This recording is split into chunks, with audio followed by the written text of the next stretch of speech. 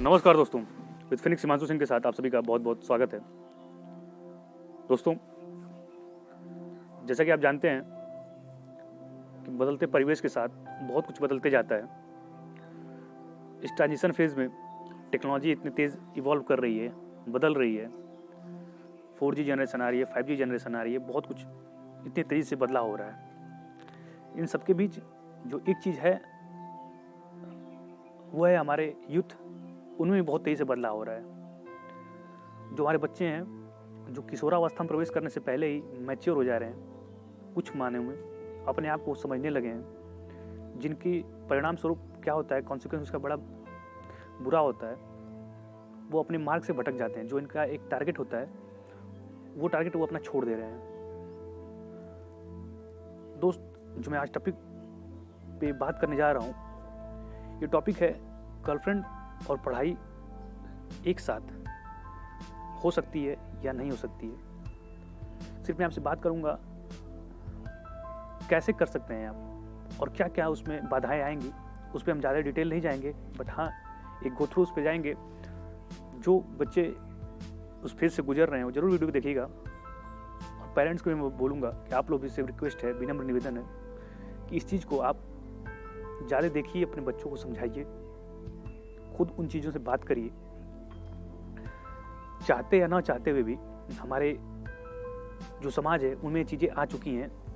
पश्चिमी सभ्यता एंटर कर चुकी है, जिसका दुष्परिणाम ज़्यादा है। परिणाम तो अब अच्छाई तो कितनी नहीं दिखती है, दुष्परिणाम कुछ ज़्यादा ही दिखता है। उसमें से एक है आज के जो लड़के हैं। मैं कुछ लड़कों से बात किया, 10 लड़कों से, उनमें से 7 से मैंने बात की। 7 का जवाब क्या था सुनिए पहले। जो क्लास 6 से एबव के बच्चे हैं, लगभग सभी के पास मैक्सिमम गर्लफ्रेंड या बॉयफ्रेंड सबके पास है। मीन्स उन्होंने बताया कि गर्लफ्रेंड है हमारे पास। इसका मतलब वाइस वर्सा देखिए आप, तो किसी लड़की के पास बॉयफ्रेंड भी है। ठीक है, तो ये चीज़ें कहाँ से स्टार्ट हो रही हैं आप देखिए। क्लास 6 के बच्चे के पास गर्लफ्रेंड और बॉयफ्रेंड है। अब आप इस चीज़ को आप गौर करिएगा कि ये हमारे परिवेश की बात, कल्चर में हमारे नहीं, ये संस्कृति में हमारे नहीं है, बट ये चीज़ें आ चुकी हैं। अब इन चीज़ों को हैंडल करना बहुत ज़रूरी है। मैं वीडियो बना रहा हूँ, यह किसी को नागवारा भी लग रहा होगा कि कैसा वीडियो लेकर आ रहा है, बट मुझे ये ज़रूरी है कि ये चीज़ें बताना है, लोगों को उन चीज़ों से रूबरू कराना है जो उनके बीच में हैं, जो उनके बीच में ये समस्याएं आ रही हैं बच्चों के। जो उनका टारगेट है, गोल वो सेट किए हैं, अचीव करना चाहते हैं, उनमें कहीं ना कहीं ये सब बाधाएं आ रही हैं। और इन चीज़ों को हमको स्वीकार करना पड़ेगा और इसका हल ढूंढना पड़ेगा, ना कि इस पर वाद विवाद करिए। आप इसका वार्तालाप से आप हल ढूंढिए, इसका कैसे क्या हो सकता है। आप बात करिए उन चीज़ों को लेकर, बच्चों से बात करिए, इंटरेक्ट करिए। जहाँ तक 70 से 75% बच्चे संलिप्त हैं इन चीज़ों में, इन्वॉल्व हैं, इन गतिविधियाँ जो भी हो रही हैं, गर्लफ्रेंड बॉयफ्रेंड वाली जो ट्रेंड चल रहा है, इनमें वो पाए जा रहे हैं कि वो हाँ इन चीज़ों में इन्वॉल्व हैं। अगर वो नहीं है तो उनको कूल नहीं बोला जा रहा है। समाज में ये चीज़ें चल रही हैं, ये आप नोटिस कर रहे होंगे। ये जो मैं क्लास 6 से लेकर 10th 12th तक के बच्चों को बात कर रहा हूँ, और बात छोड़िए आप, इन बच्चों की मैं बातें कर रहा हूँ कि यहाँ तक चीज़ें चल रही हैं। ग्रेजुएशन बच्चों की बात की बातें हैं, बट मैं आज जो वीडियो है मैं मेनली टीनेजर्स के लिए बना रहा हूँ, जो किशोरावस्था में बच्चे पहुँचने वाले हैं, पहुँच रहे हैं, और वो किन किन चीज़ों से जूझ रहे हैं। तो ये आप चीज़ को समझने की कोशिश करिए कि हो क्या रहा है बच्चों के साथ। इस वीडियो को ज़्यादा से ज़्यादा अपने दोस्तों के पास, जो भी गार्जियन है, पेरेंट्स से पहुँचाइए और देखिए इस चीज़ को कि क्या क्या इसके परिणाम निकल के आ रहे हैं। तो दोस्त, आज की जो सच्चाई है, आप मानो या ना मानो, स्वीकार करो या ना करो, पर यही है कि 70 से 75% बच्चों के पास गर्लफ्रेंड और बॉयफ्रेंड हैं। अब मैं आपको इस वीडियो में यह नहीं बताऊंगा कि यह बनाना अच्छा है या नहीं अच्छा है, वो आपके ऊपर डिपेंड करता है। आप स्वतंत्र हैं, आप अपनी इच्छाओं के स्वतंत्र हैं, आप क्या करते हैं। बट मुझे लगा कि इस चीज़ पे वीडियो बनाना चाहिए कि आपको पहले से रूबरू करा दें कि इसकी क्या बुराइयां हैं, और क्या अच्छाइयाँ और क्या बाधाएं आती हैं आपके बीच में। तो दोस्त, जीएफ बीएफ बनाना, जहाँ तक गर्लफ्रेंड बॉयफ्रेंड बनाना, अपने आप में मुझे लगता है एक बड़ी बात है यार। अपने आप में ही एक बहुत बड़ी बात है, क्योंकि वो सिर्फ बनाना ही नहीं है, उसको आगे भी लेकर जाना है। जो फाइनल चीज़ वो यह है ना कि आप इन चीज़ों में जब इन्वॉल्व हो जाते हैं ना, तो फिर परेशानी ये होती है कि आप उस चीज़ को हैंडल कैसे करते हैं। पता नहीं क्या होता है, ब्रेकअप होता है, फिर पता नहीं क्या क्या होता है, उस चीज़ को कैसे आप हैंडल करते हैं, ये चीज़ें हैं। और आप बोलेंगे हम हैंडल कर लेंगे, तो ये बिल्कुल नासमझ वाली बात है। वो वैसे ही है जैसे बच्चा अभी जन्म लिया 5 साल बाद बोल रहा है मैं घर चला लूँगा, फैमिली को मैं चला लूँगा, मैं मुखिया बनना चाहता हूँ, ये गलत है। क्योंकि आपको लगता होगा कि आप मैच्योर हो गए हैं, पर मैच्योर होते नहीं हैं। कुछ सालों बाद आपको समझ में आता है कि हाँ यार, वो थोड़ा-सा बेवकूफ़ी थी, हमारे दिमाग की इमैच्योरिटी था कि हम ऐसे बोलते थे। पर इस कारणवश आप कहीं न कहीं अपने जो मार्ग है, आपका टारगेट है ना, उससे आप भटक जाते हैं। जो आप एम अचीव करना चाहते हैं, कोई चीज़ें करना चाहते हैं लाइफ़ में, उससे आप भटक जाते हैं। कहीं न कहीं चीज़ें होती हैं। जब वो चीज़ जो आप रिलेशनशिप में हैं, चाहे जैसे भी हैं, वो चीज़ बनाते हैं आप उसके लिए एक स्वप्न पूरा तैयार कर लेते हैं कि हाँ यार, ऐसे-ऐसे होगा, ये विजुअलाइज़ कर लेते हैं पूरे दिमाग में कि ऐसे फ़िल्म की तरह चलेगा, ऐसे शादी होगा, ऐसे पता नहीं क्या-क्या होगा, बहुत कुछ है। ये जो किशोरावस्था की एज है ना, इसमें इसको बोला जाता है स्वप्न का एज। एक स्वप्न का एज है, ड्रीम का यह अपना एज है। तो आप ड्रीम देखिए, ठीक है, बट जब टूटता है ना, तो बच्चे फ्रस्ट्रेट हो जाते हैं, वो एकदम टूट सा जाते हैं, सोसाइटी से अलग रहने लगते हैं, अपनी फैमिली से अलग रहते हैं, मतलब कई चीज़ें उनके साथ होने लगती हैं, कई घटनाएँ होने लगती हैं।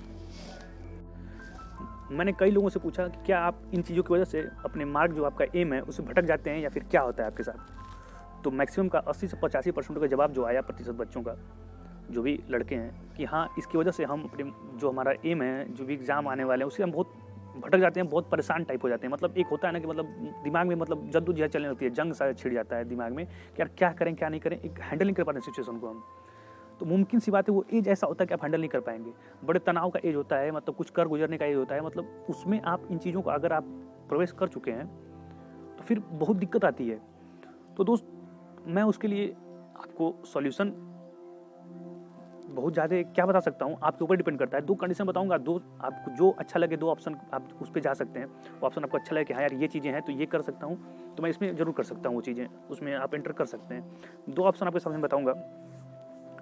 पहला ऑप्शन ये है ना कि आप इन चीज़ों से अगर दूर जितना हो सकते हैं, दूर रह लीजिए, बहुत बढ़िया है, बहुत बेटर है आपके लिए, आपके आने वाले कल के लिए।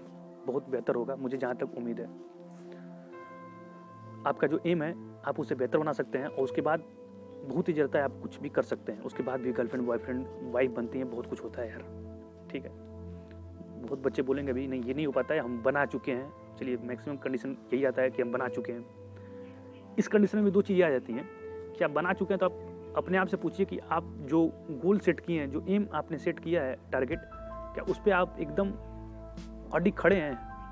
कुछ भी हो जाएगा आपके बीच में, आपके रिलेशनशिप के बीच में, तो आपको ये है कि हाँ यार, मैं उसको हैंडल कर लूँगा और उसकी वजह से जो मेरा कॉन्सिक्वेंस ये होगा, एडवर्स इफेक्ट मेरे जो एम पे, टारगेट पे नहीं आएगा, तब तो आप बिल्कुल उस जा सकते हैं उस चीज़ पे। मैक्सिमम लोग बोलेंगे नहीं, हम भटक जाते हैं उस चीज़ों से। ये चीज़ें हैं एकदम, आप मानिए या ना मानिए, चीज़ें हैं कि आप भटक जाते हैं। अगर मैं बोलता हूँ कि आप इतने अपने अंदर जज्बात को काबू में रख सकते हैं, अपने इमोशन को काबू में कर सकते हैं कि हाँ, कुछ होने के बावजूद भी, ब्रेकअप होता है, पता नहीं क्या-क्या होता है, सबके बावजूद भी अगर आप उन चीज़ों को हैंडल कर पाते हैं, तो बिल्कुल आप स्वतंत्र हैं, जो करना चाहते हैं, आप बनाना चाहते हैं, बनाइए, आप स्वतंत्र हैं, ठीक है। अगर भाई बिल्कुल भी आपके मन में ये है, डाउट है कि नहीं, मैं नहीं कर पाऊँगा, मेरा वो एम डिस्टर्ब हो जाएगा, टारगेट, तो भाई मैं आपसे रिक्वेस्ट करता हूँ ना, पहली प्रायोरिटी उस चीज़ को रखो, अपने एम को रखो, ठीक है। लड़के लड़कियाँ आएंगे जाएंगे यार, ये सब बहुत दिनों का नहीं होता है खेल, कुछ महीनों का होता है, कुछ दिनों का होता है, फिर सब बहुत ध्वस्त हो जाता है। मतलब रेत की बनी इमारत ज़्यादा दिनों तक नहीं चलती है, ठीक है। सिर्फ रेत से आप नींव खड़ा करके इमारत खड़ा कर देंगे, बहुत दिनों तक नहीं चलेगा। आज निकल उसको गिरना है, ठीक है, जब तक गीला है तब तो ठीक है, जब सूखेगा गिर जाएगा। तो वही चीज़ें हैं, आप इस चीज़ को समझिए, अपना जो एम सेट किए हैं पहले उस पर वर्क कर लीजिए, तब आप जाइएगा। अगर आप दोनों चीज़ को बैलेंस कर लेंगे तो बहुत बढ़िया है, मैं फिर बोलूँगा आप जा सकते हैं उसके लिए। आप अपने चीज़ों को, आप अपने जीवन में आप खुशी-खुशी आगे बढ़िए। बट एक एज होता है किसी चीज़ का, अगर आप अभी भी उसमें संलिप्त हो गए हैं तो बिल्कुल आप जा सकते हैं। मैं आपको एक उदाहरण देता हूँ, कई कंपनियाँ हैं, अच्छी खासी कंपनियाँ हैं, रेपुटेड कंपनी हैं और कई गवर्नमेंट सर्विसेज हैं, वहाँ पे इंटरव्यू होते हैं, आप जानते ही हैं। इंटरव्यू में डायरेक्ट यह क्वेश्चन आपसे पूछा जाता है, जो भी वहाँ पे प्रतियोगी जाते हैं, छात्र छात्राएँ जो भी जाती हैं, लड़के लड़कियाँ, उनसे क्वेश्चन पूछा जाता है कि आपके पास गर्लफ्रेंड या बॉयफ्रेंड है या नहीं, आप रिलेशनशिप में हैं या नहीं। उसके बाद 3-4 क्वेश्चन इससे रिलेटेड पूछा जाता है। उनका पूछने का जो तात्पर्य होता है, यह नहीं होता है कि वो आपके लाइफ में बहुत इंटरेस्टेड हैं, जानना चाहते हैं कि यार तुम्हारे पास लड़की लड़के कैसे, उसके साथ क्या बिहेव करते हो, बहुत उससे मतलब उनको नहीं है। उनको सिर्फ इस चीज़ से मतलब है कि आप जिस रिलेशनशिप में आज हैं, कल वो टूटेगी या कल ब्रेक थ्रू होगा, आप जाएंगे उस चीज़ से, गुजरेंगे दौर से, तो उसकी वजह से उनका जो जॉब है, जो सर्विस है, जो काम आप उनके अंडर में करेंगे, उस पर कोई एडवर्स इफेक्ट तो नहीं आएगा, उसका दुष्प्रभाव तो नहीं उस पर आएगा। मतलब काम नहीं कर पाएँ या फिर अलग अलग चीज़ें, आप तनाव, मानसिक तनाव में जीने लगें, बहुत चीज़ें आने लगती हैं। तो सिर्फ वो यह जानने को इच्छुक होते हैं और आपके पर्सनल लाइफ से उनको कोई दिक्कत नहीं है आप क्या कर रहे हैं क्या नहीं कर रहे हैं, आप अपने वाइफ से झगड़ा भी करके उनको क्या मतलब, आप अपने हस्बैंड से झगड़ा करके जा रहे हैं, कोई मतलब नहीं है। उनको सिर्फ मतलब है तो इस चीज़ से कि आप जो कार्य कर रहे हैं उस पर कोई बाधा ना आए, जिसको हम क्या कहते हैं, balancing of work and relationship simultaneously, अपने रिश्ते और कार्य को एक साथ बैलेंस करके चलना। ठीक है दोस्तों, जाते जाते मैं आपसे बता दूं कि मैंने आपके पास 2 कंडीशन रख दिए हैं। मैं न किसी को बहुत अच्छा बताने के लिए बैठा था वहाँ पे कि आप ये करो तभी सही रहेगा, ये करो। आप अगर बैलेंस कर लेते हैं, मैं बोला हूँ ना, balancing of work and relationship simultaneously, balancing of study and relationship simultaneously, अगर आप साथ साथ बैलेंस करके चल लेते हैं तो बहुत बढ़िया है, आप जा सकते हैं। बट अगर कहीं भी आपके मन में डाउट है तो प्लीज़ आप सोचिएगा एक बार ज़रूर, फिर आप स्वतंत्र हैं आप उस चीज़ को करने के लिए। इस वीडियो को जितना ज़्यादा से ज़्यादा हो सकता है आप दोस्तों के पास अपने जो भी हैं आप पहुँचाइए, बताइए उनसे कि कैसे अपने आप को स्टैंड किया जाता है। फिर इससे रिलेटेड वीडियो जरूर आएगा आगे। उससे पहले मैं आपको बता दूं जो हमारा अगला वीडियो आने वाला है वो ज़्यादातर व्यक्ति अपने जीवन में क्यों असफल होते हैं, इस पर मैं वीडियो लेकर आऊँगा। तो आप स्टे ट्यून हमेशा बने रहिए। विद फिनिक्स हिमांशु समाप्त करते हैं। धन्यवाद आप सभी को।